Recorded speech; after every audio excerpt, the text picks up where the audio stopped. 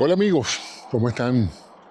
Bienvenidos a su programa de Reflexiones en Movimiento. Hoy, día lunes 17 de noviembre.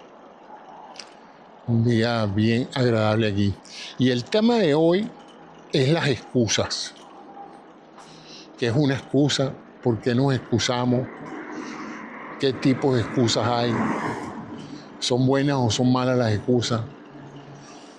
¿Cuáles son las consecuencias que trae para un individuo vivir excusándose, etcétera?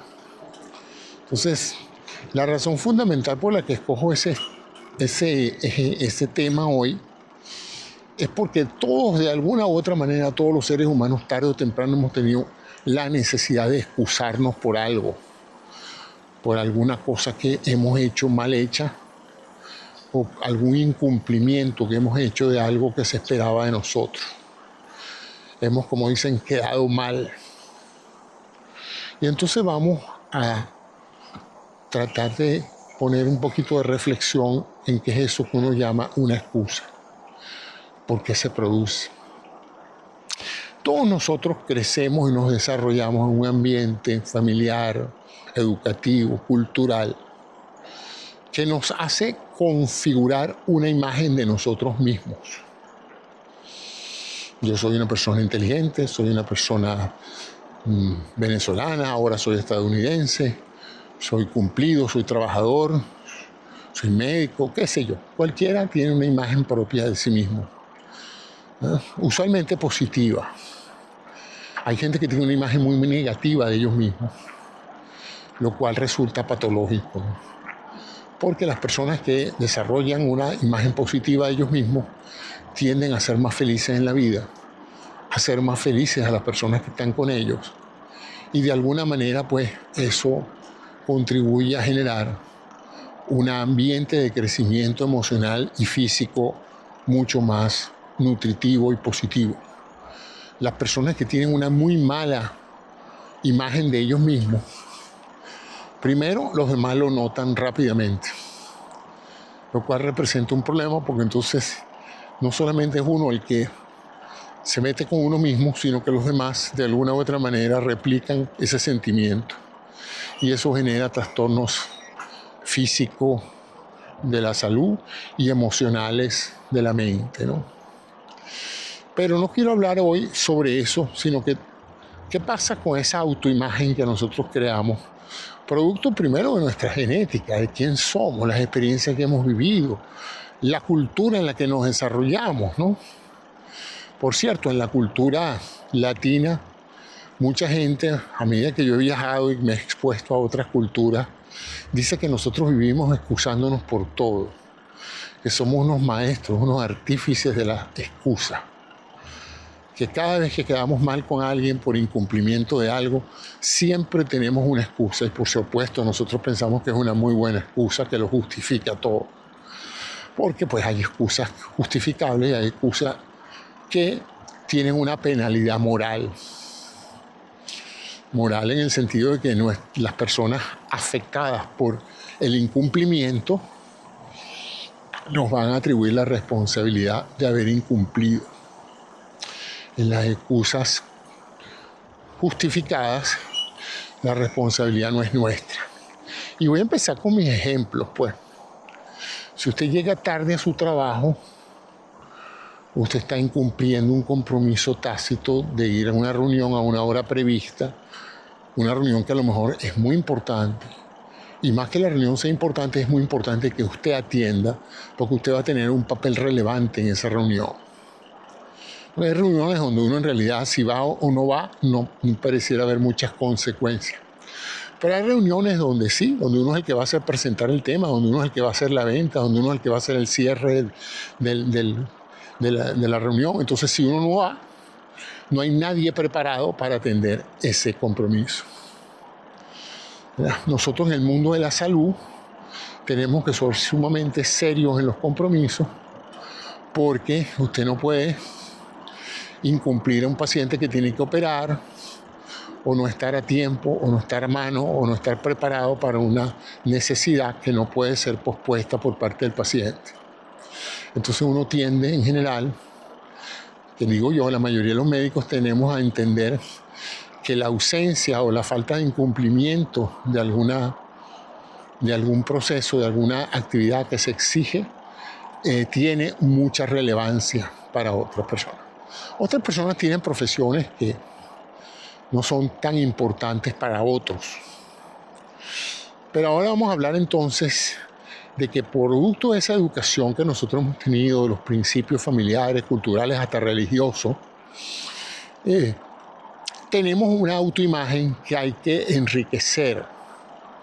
Soy inteligente, soy muy religioso, soy muy bueno, soy caritativo, soy muy humano, soy un buen hermano, soy un buen hijo, etcétera, ¿no? Soy firme, soy liberal, soy conservador, cualquiera que sea la manera en que su ego y su imagen de sí mismo se ha formado. Esa pues está apuntalada por una serie de consideraciones que usted mantiene como una verdad y que tiene que estar constantemente sosteniendo con hechos concretos, pues. Usted no puede decir, yo soy un hombre religioso si nunca reza y nunca va a misa, pues. Entonces, la misma situación se desploma ante la realidad de los hechos. Cuando usted hace o ejecuta cualquier actividad o cualquier consideración que contradice esa imagen que usted tiene de sí mismo, esa autoimagen, hay una disonancia entre su imagen de usted mismo y lo que está pasando. Y en ese momento, su cerebro interpreta esa disonancia cognitiva y trata de repararla, ¿verdad? Como cuando usted se rompe con una herida y trata de ponerle una curita para que no sangre, o por lo menos para sentirse algo mejor.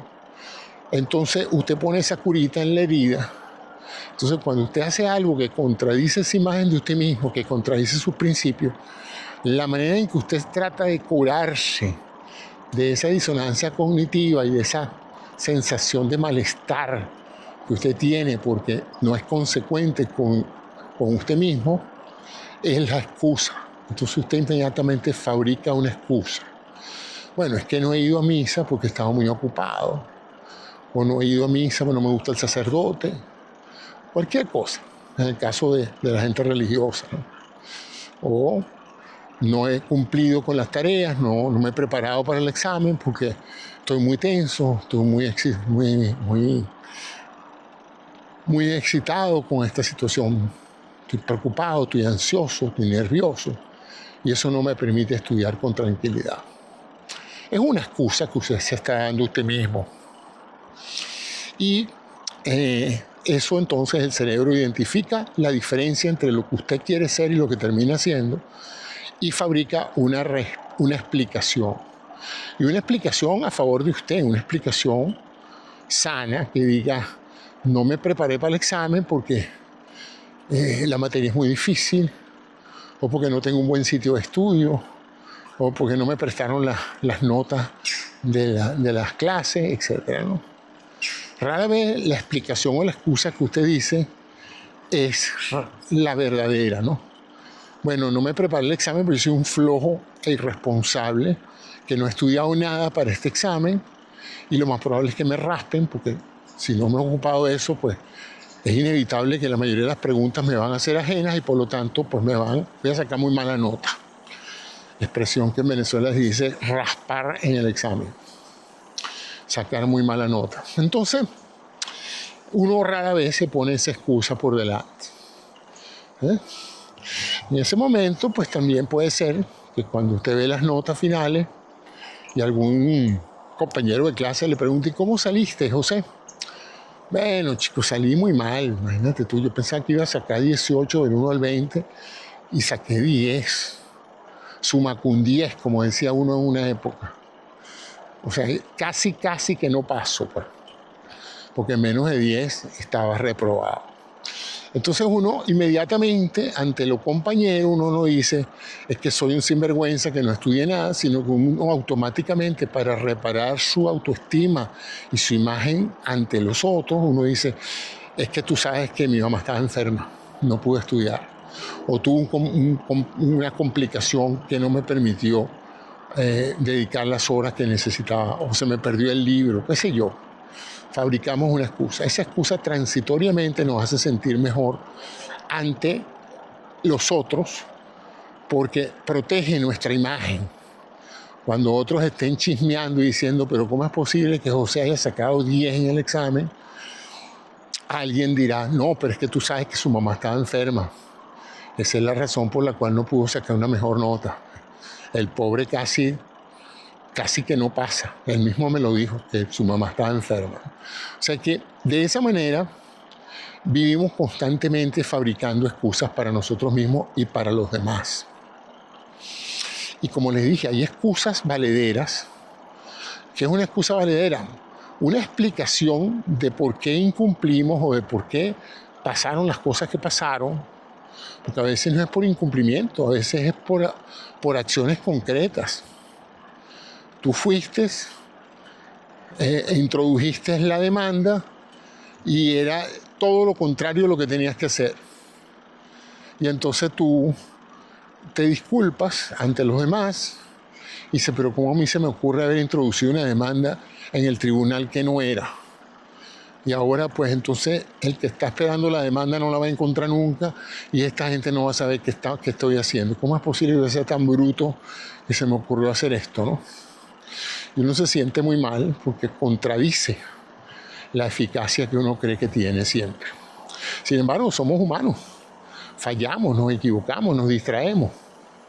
De tal manera que es inevitable que tarde o temprano nosotros vamos a tener que crear excusas para nosotros mismos y para las personas a las que nos importan, porque eso es otra consideración interesante. Al que no te importa, tú sientes que no tienes el compromiso de excusarte. Mira, no llegaste a la reunión. Mira, ¿a ti qué te importa si yo llego o no llego? Esa es una actitud que tú puedes tomar con alguien que no va a tener mayor impacto en tu bienestar, porque apuesto que a eso no se lo dices a tu jefe, ¿no? A tu jefe le vas a dar una excusa más plausible, más útil para que sigas manteniendo tu posición, tu cargo, ¿no? Y hay excusas como el que llega tarde y dice, bueno, José, que te extrañamos en la reunión, ¿cómo es posible que tú eras el responsable de presentar ese caso y no estabas allí? Bueno, vale, estaba hospitalizado, me chocaron y me fracturé el brazo y me estaban operando en ese momento.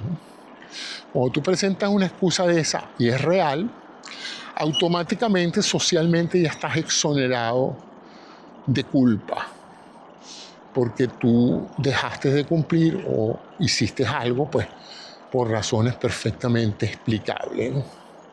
Alguien te dio la instrucción incorrecta, alguien te hizo equivocarte y, pues, no estaba en tu control el poder resolver la situación y, por lo tanto, pasó lo que pasó. Pero sí tenemos ese sistema, ese recurso extraordinario de poder, en un momento dado, identificar una incongruencia entre lo que estamos haciendo y la imagen que nosotros tenemos, o una incongruencia entre lo que estamos haciendo y la imagen que los demás tienen de nosotros. Entonces ahí se producen dos reacciones. La primera, como dije, la génesis de la excusa, verbal o por lo menos mental, si es que te estás excusando contigo mismo.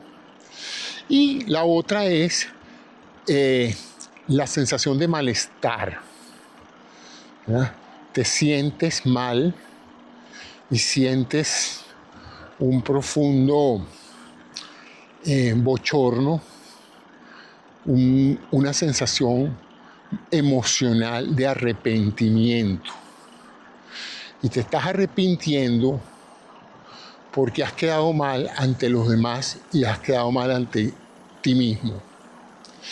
Ya el arrepentimiento no es como la excusa es orquestada por la corteza prefrontal y la frontoorbital, que identifica la incongruencia y fabrica la cura, que es la excusa. Pero participa poco el sistema límbico en el sentido de que tú no te sientes arrepentido de lo que pasó, sino que simplemente has recurrido a un recurso lógico para explicar tus acciones.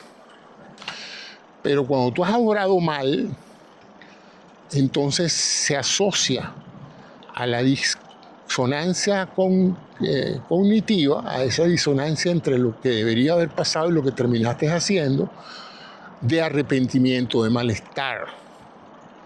Te sientes mal contigo mismo. Y entonces ahí viene también una explicación sanadora. Tú te arrepientes y explicas por qué obraste mal y haces un compromiso contigo de que eso no vuelva a pasar. En otras palabras, te disculpas contigo mismo, pues. Ahora, cuando tú tienes que usar ese concepto del arrepentimiento con un mayor valor social, es cuando tú perteneces a una comunidad y tus acciones tuvieron un impacto en esas personas que te rodean, que estuvieron contigo. En ese momento, tú no solamente debes expresar disculpas, sino proyectar arrepentimiento.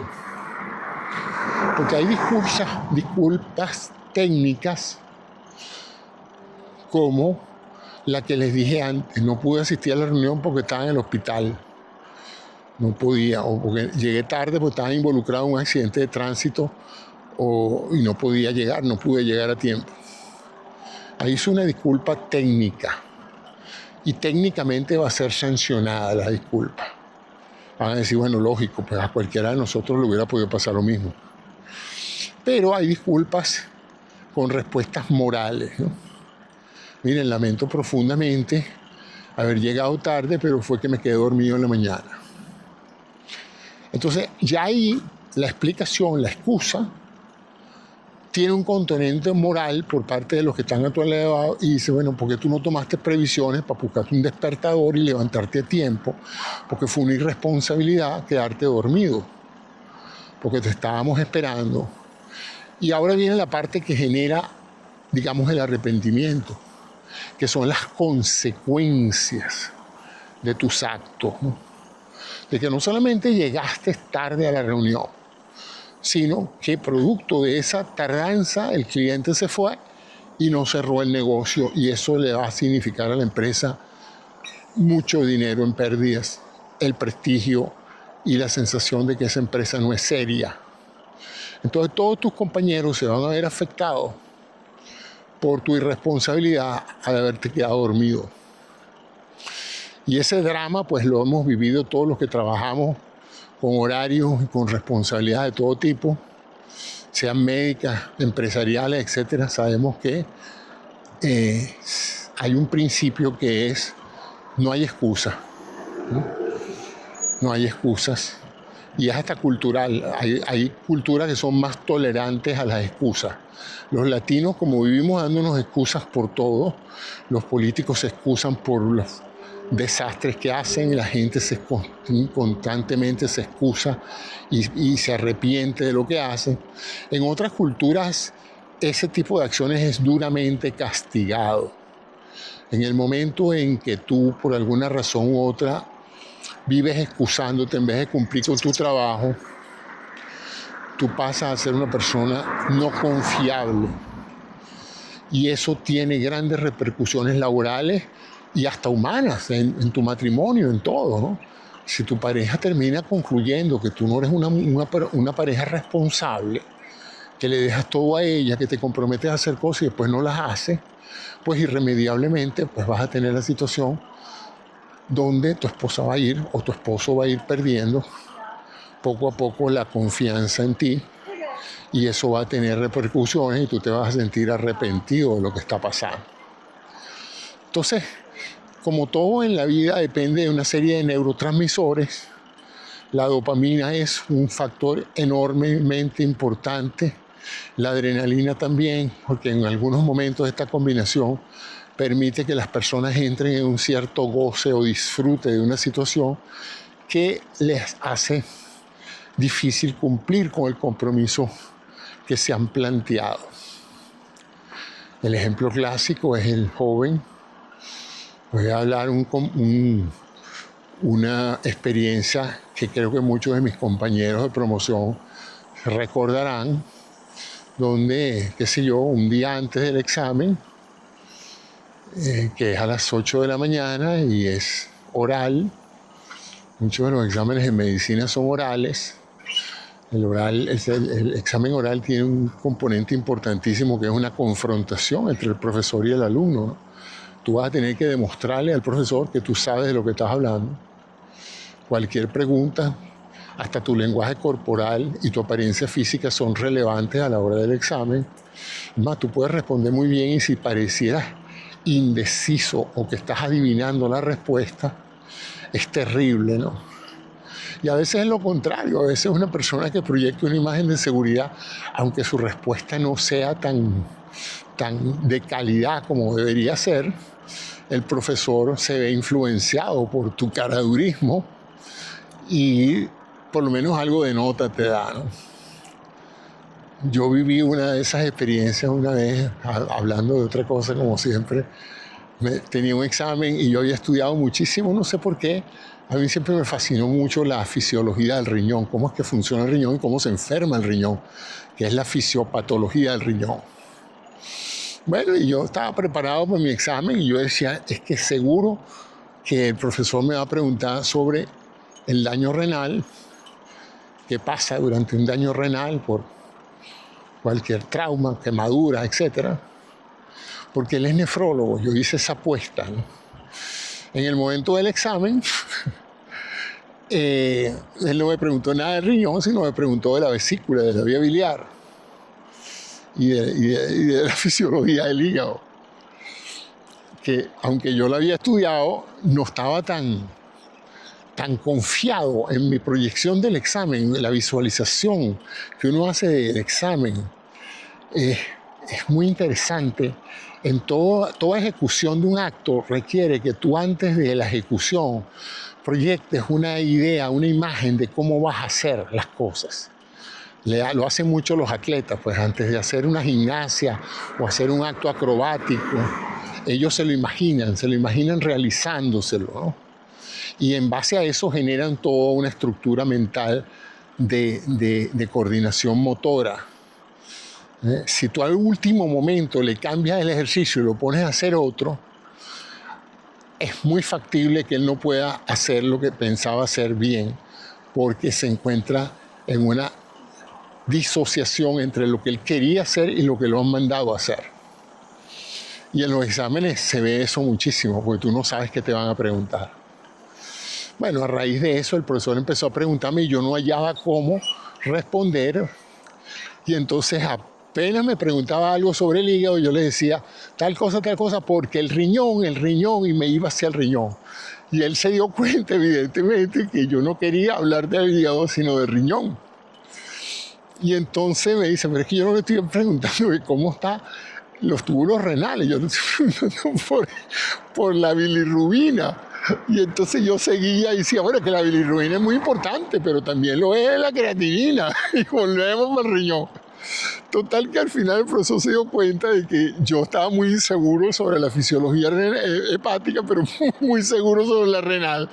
Y entonces antes de terminar la sesión del examen me dijo, caramba, bachiller, le voy a dar un crédito. No respondí una sola pregunta de la que le hice, pero me di cuenta de que por lo menos algo de riñón aprendió. Así que le voy a poner la nota no basada en lo que respondió, sino en lo que sí respondió, que yo no le pregunté.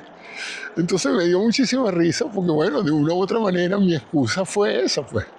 Yo mentalmente me preparé pensando que por su especialidad me iba a preguntar de eso. La gente tiende a hablar y a preguntar de las cosas que le gustan y resulta que me jugó al revés.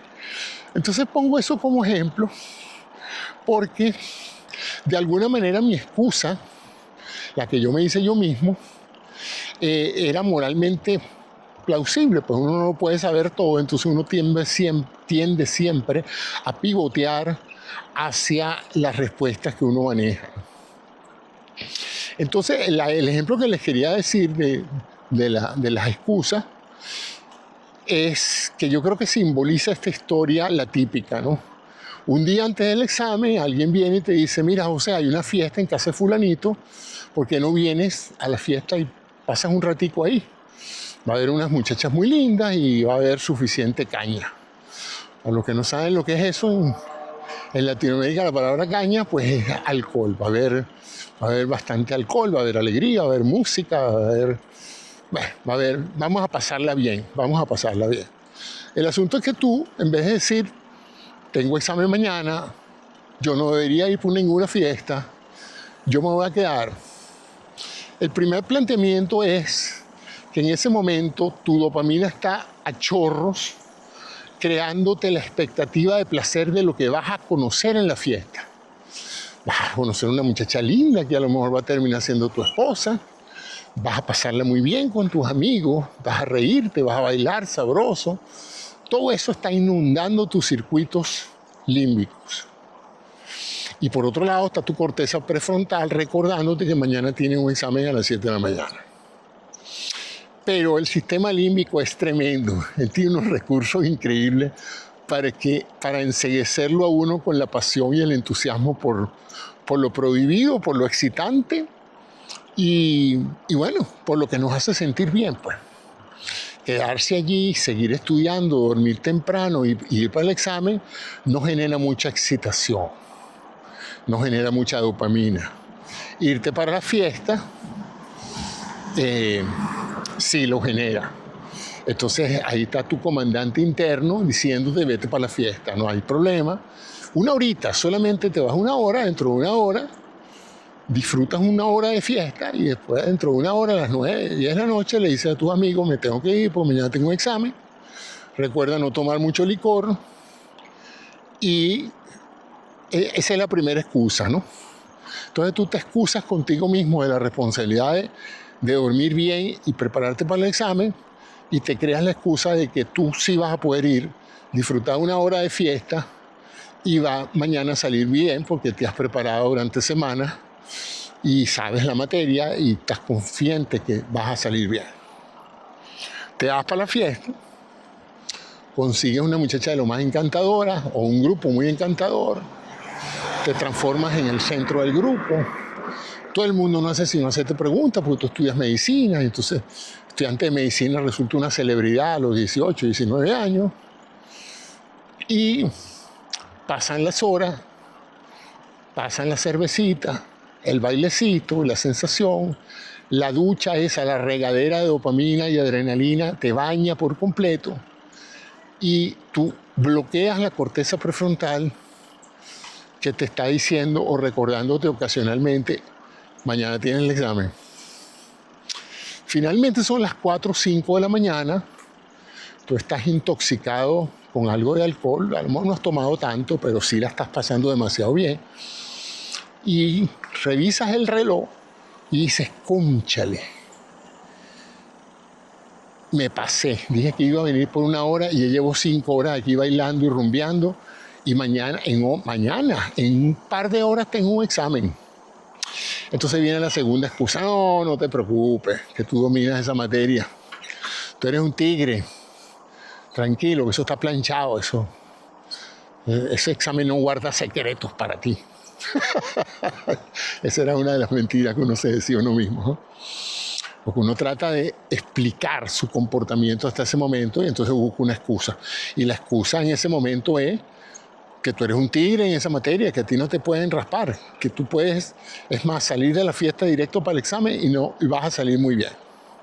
Entonces tú te metes esa mentira en la cabeza, te vas para tu casa, te echas un baño, dices que vas a dormir media hora, pero no puedes dormir media hora, te vas para tu examen y cuando te sientas te das cuenta de que estás agotado, te estás muriendo de sueño, no puedes recordar nada, no puedes pensar. Te viene ahora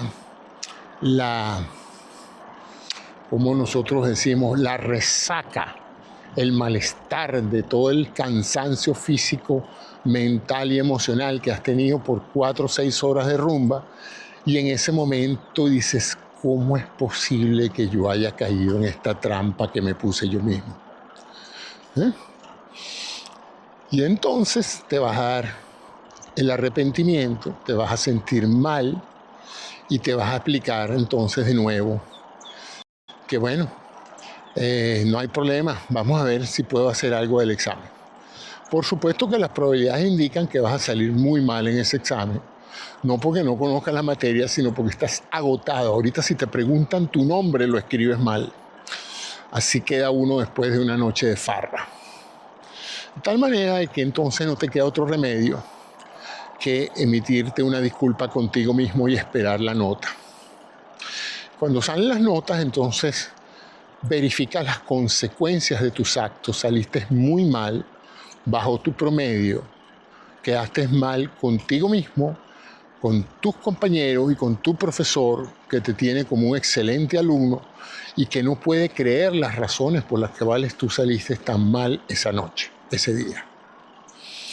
Entonces te viene y te llama a una reunión con él y te dice: José, aquí está tu prueba, ¿tú quieres que la repasemos? No, profesor, está bien. Tú me quieres explicar cómo un alumno como tú sale tan mal. O sea, ¿cómo es posible que tú no hayas podido responder estas preguntas, chico? ¿Qué te pasaba? Cuéntame, ¿cuál es tu excusa? Y entonces ahí uno tiene dos tipos de excusas, ¿no? La moralmente criticable y la inmoralmente sostenible, ¿no? La moralmente criticable es decirle la verdad: mire, me fui de rumba anoche, me volví loco, qué sé yo, no sé qué estaba haciendo, pero se me pasaron las horas y esta mañana cuando fui al examen el profesor realmente estaba agotado. No hubiera podido responder, pero ningún cuestionario. Estaba que me dormía en el examen. En cuyo caso el profesor podrá identificarse con tu pesar, recordará él las veces que también abusó de su condición física y quedó mal, y entonces pues tendrá algo de consolación contigo y te dirá: bueno, vamos a hacer una cosa, vamos a hacerte una prueba de reparación para que en buenas condiciones puedas demostrar realmente si conoces la materia, ¿no? Eso puede hacerlo. Eso es si tú le caes bien al profesor. Si tú no le caes bien al profesor, o el profesor es sumamente duro con las verdades morales, puede decirte: bueno, mira, no me queda otro remedio que ponerte la nota que te tengo que poner, que afecta a tu promedio y que, bueno, estas son las consecuencias. ¿Quién te manda a irte para la fiesta? Eso era un compromiso contigo mismo, un compromiso con la facultad y con la institución, y tú has roto ese compromiso. Y eso no es una buena lección de vida, pues que sufras las consecuencias de tus actos. Eso puede pasar. La otra es que tú hagas una mentira, tú hagas una excusa y dices: profesor, yo salí mal porque mi mamá anoche tuvo una serie de cólicos y yo no dormí en toda la noche atendiendo a mi madre enferma. Y evidentemente, pues para el momento del examen, yo no sé ni siquiera cómo pude venir al examen, porque mi madre esta mañana todavía seguía mal y me decía: hijo, no te vayas, no me dejes sola. Lo siento, mamá, estoy en un examen. Y entonces tú montas esa llorona allí, muy típico de los latinoamericanos, para apelar al sentimiento de ese profesor, a que él diga: caramba, la verdad, un hijo moralmente responsable. Y yo también hubiera hecho lo mismo, pues me hubiera abandonado a mi mamá en su momento más difícil por quedar bien en un examen.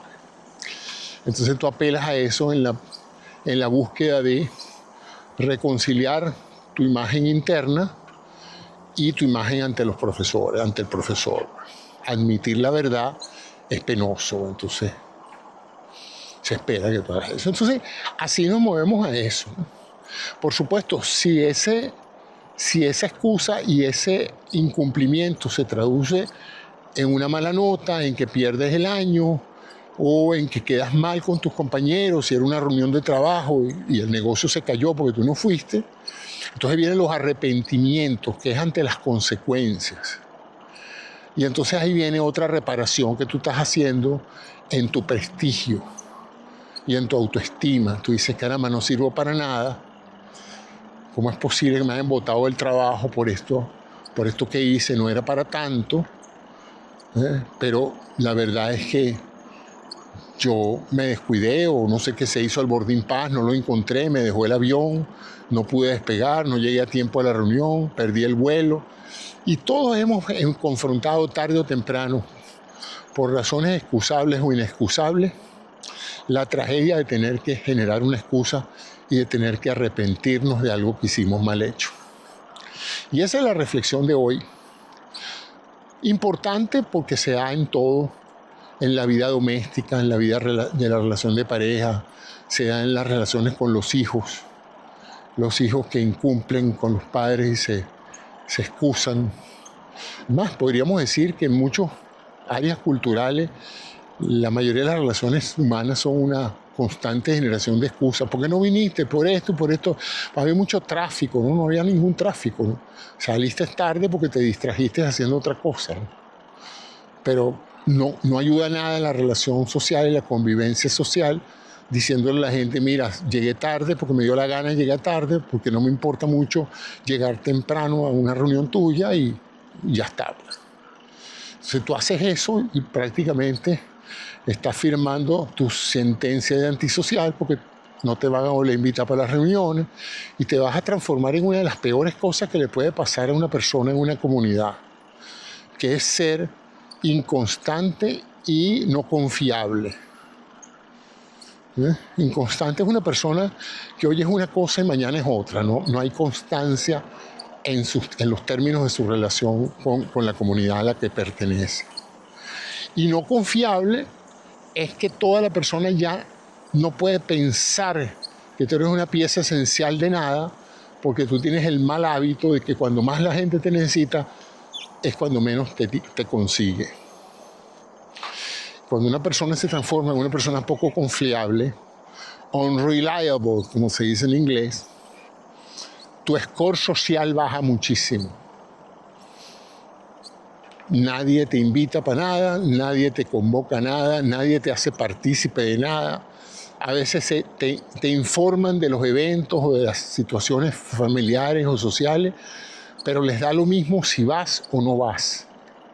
¿Por qué? Porque ya los has habituado tanto a tu ausencia o a tu falta de responsabilidad en el cumplimiento de lo que se te asigna, que ya la gente da por descontado que tú no vas a contribuir con lo que se te pidió. Trágico, porque como dije, la salud de un individuo, su salud mental, física y social depende de las relaciones de él con él mismo, ¿verdad? La convergencia de la autoimagen y las relaciones de él con la sociedad donde él vive. Si alguna de esas trazas sociales y psicológicas se ven afectadas por esa tendencia a fallarte a ti mismo y a fallarte a los tuyos, llega un momento en que tú empiezas a sentirte muy mal contigo mismo porque viene el arrepentimiento y empiezas a sentir que no eres bueno para nada, que no sirves para nada. Y con esa condición que es dolorosa y es triste, vienen las excusas. Entonces empiezas a crear todo tipo de excusas para explicarle a los demás por qué no vas, por qué no llegas, por qué no sirves, por qué no haces el trabajo que se te pide, por qué no llegas a tiempo, por qué no contribuyes, por qué no colaboras, etc. Entonces, bueno, esa es la reflexión de hoy. Reflexiones sobre usted, si usted está dando muchas excusas, si esas excusas son reales o inventadas por usted, si son moralmente aceptables o son inmoralmente condenables, son inmorales y condenables, y cuál es su tendencia al arrepentimiento, a ponerse en los zapatos del que está escuchando su excusa y decir, caramba, si yo fuera el que estuviera escuchando la excusa esta que yo mismo le estoy dando a esta persona, ¿cómo me sentiría, no? Mira, llegué tarde a la operación porque, no sé, tuve que pasar por la tintorería a recoger la ropa. La gente me pregunta, ¿y no pudiste pasar después? Tenía que ser antes. Yo te estuve esperando para la operación, el paciente no pudo operarse a tiempo y todo el mundo esperando al cirujano y tú que eres el cirujano llegaste tarde porque tardaste tiempo porque pasaste primero por la tintorería a entregar la ropa que tienen que lavar. O sea, ese es el tipo de excusas que son sensibles a la hora del castigo social. Porque entonces el cirujano que iba a operar contigo, el anestesiólogo, dirá, este doctor no es de confiar, este hombre no, yo no opero más con este hombre. Y yo lo he visto, hay cirujanos y hay anestesiólogos que se niegan a operar con cierto personal porque no son confiables, pues. Terrible, eso es un médico, ¿no? Si alguien tiene que ser consecuente con él mismo y con sus pacientes y con su equipo de trabajo, es el médico. Y eso es válido para muchas otras profesiones. Bueno, ese es el programa de hoy. Espero que este programa sobre las consideraciones asociadas al proceso de generar excusas, aceptarlas. No hablé mucho de aceptar las excusas. Creo que la mayoría de las excusas se aceptan. Y se aceptan de dos formas. Una, dándole la razón al individuo, o otras, colocándolo en el compartimiento de los que se excusan, de excusas inexcusables, como dicen. Ya me va a venir con el mismo cuento de siempre. Yo no sé cuántas veces se le ha muerto la mamá, esa es una muy cómica. Yo no sé cuántas veces se le ha enfermado la mamá. Entonces, porque siempre es la misma excusa, ¿no?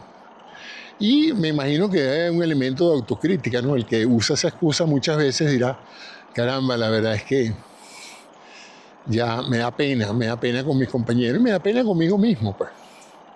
Entonces eso requiere de un trabajo de control y de gestión emocional y racional para uno adaptarse a vivir en un mundo donde uno es muy interdependiente de otros. Si uno pudiera vivir sin la interdependencia de otras personas, no importara mucho llegar o no llegar tarde a un compromiso. Al fin y al cabo, el único compromiso que usted tiene es con usted mismo. El problema es que así no funciona nadie en ninguna sociedad, ¿no? Usted tarde o temprano va a tener que adquirir compromisos y si no los adquiere con usted mismo. Voy a caminar todos los días. Yo, por ejemplo, tengo un compromiso que es todos los días salir 1 hora a pedalear. Y a ese compromiso le incorporé un segundo compromiso.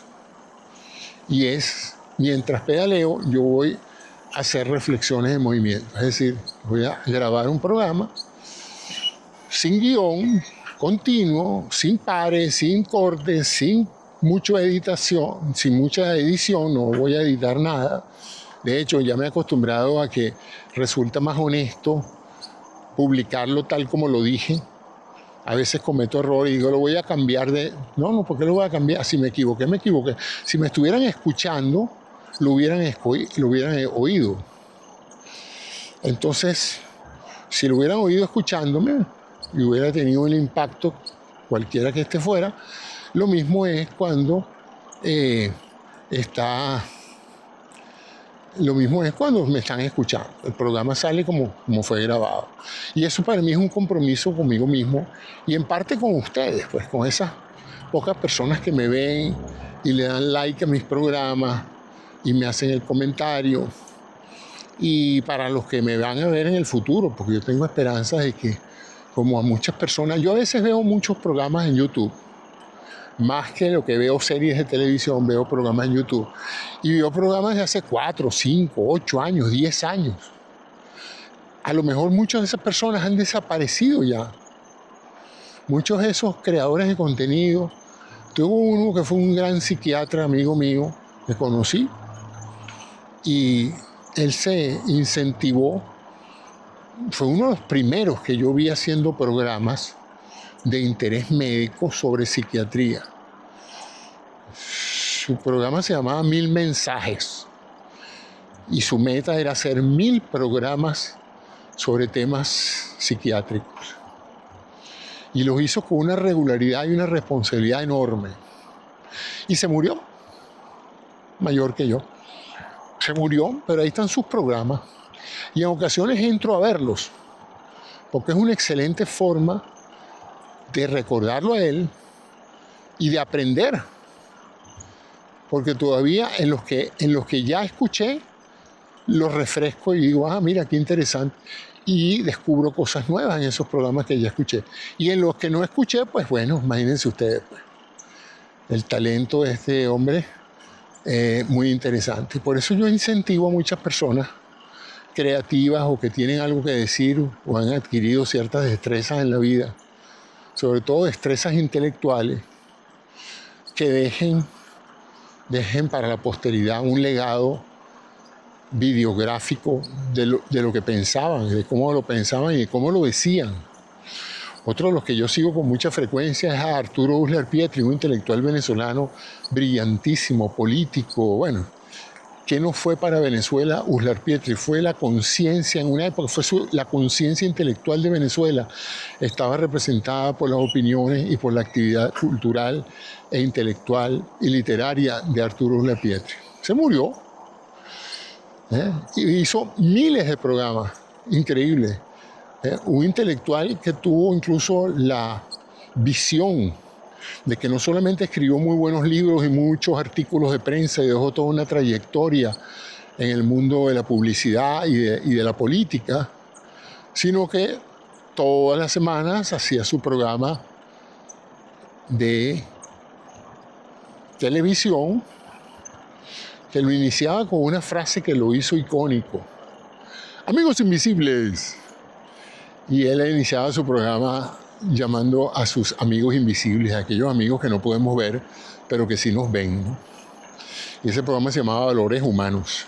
Todavía hay uno que otro episodio. La mayoría se perdieron porque lamentablemente en esa época no todo el mundo grababa en videotape.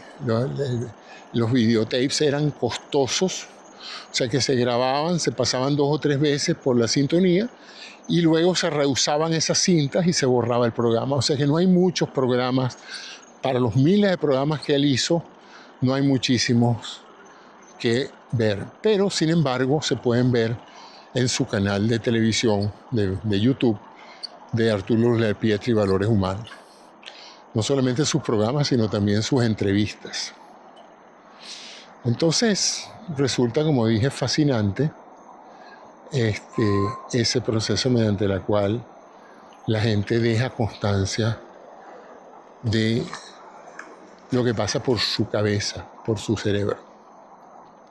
Entonces, bueno, amigos, hasta aquí llegó el programa. Muchas gracias por su atención y espero sus comentarios, si se excusan, si se arrepienten, si son muy prolíficos creando excusas, si las crean para excusarse ustedes mismos o si las crean para minimizar el daño que le han hecho a otras personas con sus incumplimientos. Pero bueno, seguiremos en esto. Muchas gracias, ya voy de regreso a mi casa. Mañana será otro día y ya buscaré una excusa para esta noche explicar por qué voy a llegar tarde a la cena.